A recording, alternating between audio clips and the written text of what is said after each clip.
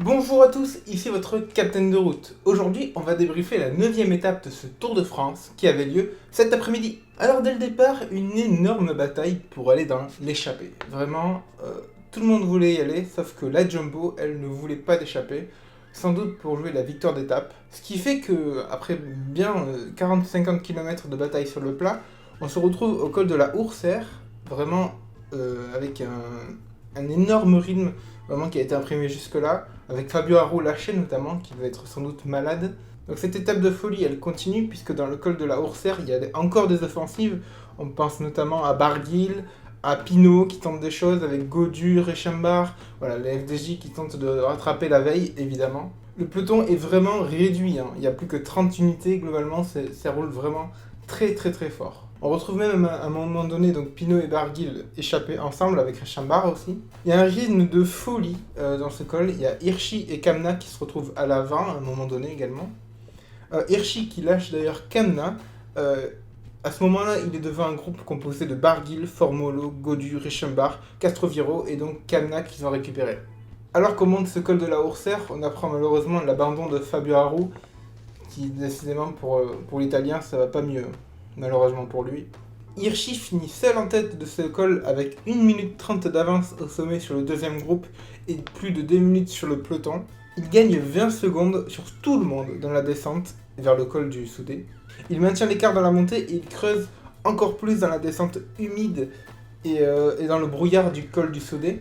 Derrière Hirschi à 4 minutes et le groupe de poursuivants, Matteo Trentin marque quelques points au sprint intermédiaire.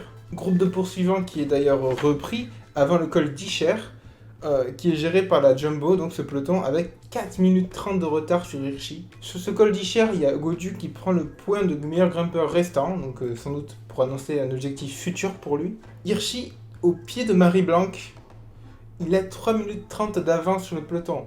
Donc rien n'est fait vu la dureté du col. Et il y a un gros train de la Jumbo surtout qu'il poursuit. Dès les premières rampes, il y a Bourman de distancé malheureusement.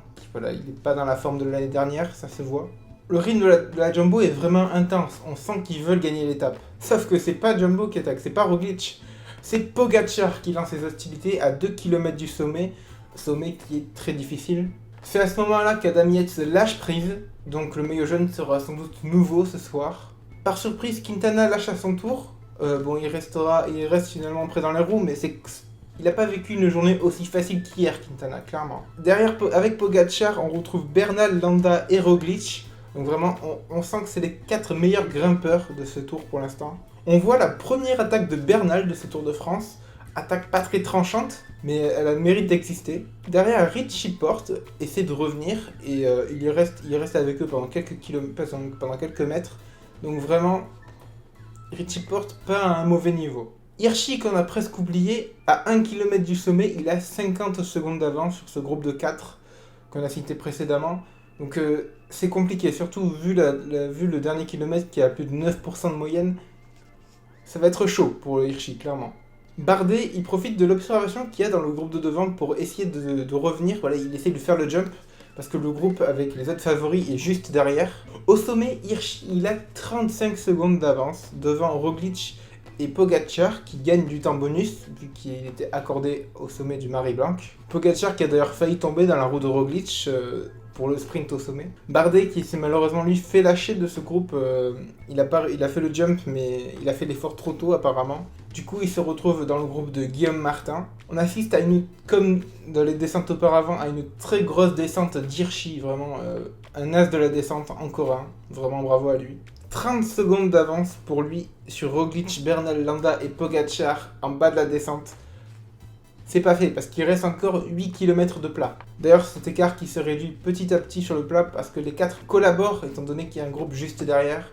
Donc malheureusement pour lui ça va être compliqué. Et il a résisté longtemps mais il se fait reprendre Hirschi à 1,5 km de l'arrivée, vraiment tellement proche et tellement loin à la fois.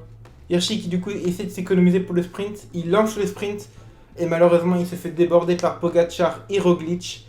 Mais c'est Pogacar qui s'impose sur cette magnifique étape. Franchement bravo aux Slovènes, aux deux Slovènes, mais bravo surtout à Tadej Pogacar qui vraiment a maîtrisé cette étape. En ce qui concerne les autres favoris, donc Bardet et Guillaume Martin notamment, ils finissent à peine à 11 secondes juste derrière, donc vraiment une perte de temps minime et heureusement pour les Français. Finalement, les seuls vrais perdants de cette étape, c'est Adam Yates et Miguel Angel Lopez, qui finissent à 1 minute, il me semble. Donc voilà, clairement une étape qui n'a pas fait de gros écarts comme prévu, mais une étape qui a été très intéressante et surtout très intense de bout en bout. Voilà, c'est tout pour le débrief de cette 9e étape de ce Tour de France. On se retrouve pas demain parce qu'il y a jour de repos. On se retrouve mardi pour la présentation de la 10e étape. Bonne journée de repos et à la prochaine.